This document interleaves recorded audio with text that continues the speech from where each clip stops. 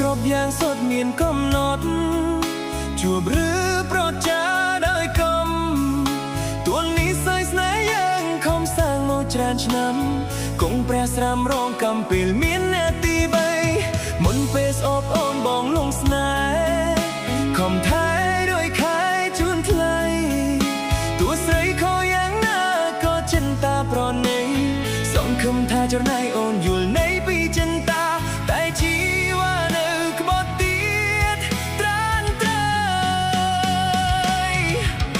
មុនពេលសោមនួលអងបងបំណងបាននៅចិត្តតែក្រោយសោបវមិនតាំងចិត្តមិនឲ្យជួបឡើយព្រោះអ្វីដែលអូនសាងគឺបំពេញបងហើយត្រានត្រៃគ្មានទៀតឡើយពីថាស្នេហ៍ដូចគ្រាមុនពេលនេះខុសពេលដើមចិត្តបងសាមរស់គ្មានអូនព្រោះអ្វីដែលស្ងួនចង់ជាចំណងរត់ទារុនឈប់ដើរតួកុំសន់សងកប់ចិត្តបងទុនបើគេល្អគ្រប់គ្រាន់ឲ្យមានស្ងួនឬគេចុះណាអូនអើ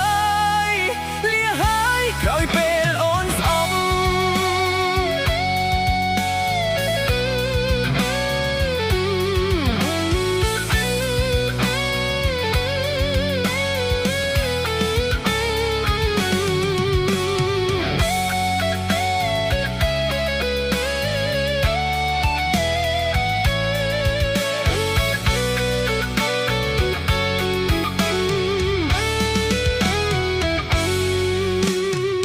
គ្រប់យ៉ាងសុទ្ធមានកំណត់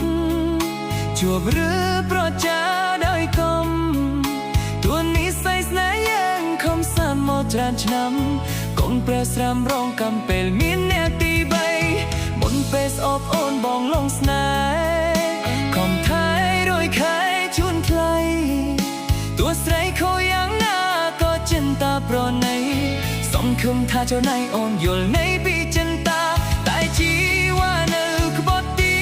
តត្រានត្រៃមុនពេលសោបនួលអងបងបំណងបាននៅចិត្តតែក្រោយសោបវមិនតាំងចិត្តមិនឲ្យជួបឡើយព្រោះអ្វីដែលអូនសាងគឺបងពៀនបងហើយត្រានត្រៃគ្មានទៀតឡើយពីថាស្នេហ៍ដូចគ្រាមុនពេលលីខុសពេលដើមចិត្តបងសាមរស់គ្មានអូនព្រោះអ្វីដែលស្ងួនចង់ជាចំណងរត់ទារុនឈប់ដើរតួកុំសន់សងកត់ចិត្តបងទុនបើគេល្អគ្រប់គ្រាន់ឲ្យមានស្ងួនរើគេចុះណាអូនអើយលាហើយក្រោយពេលអូនស្អប់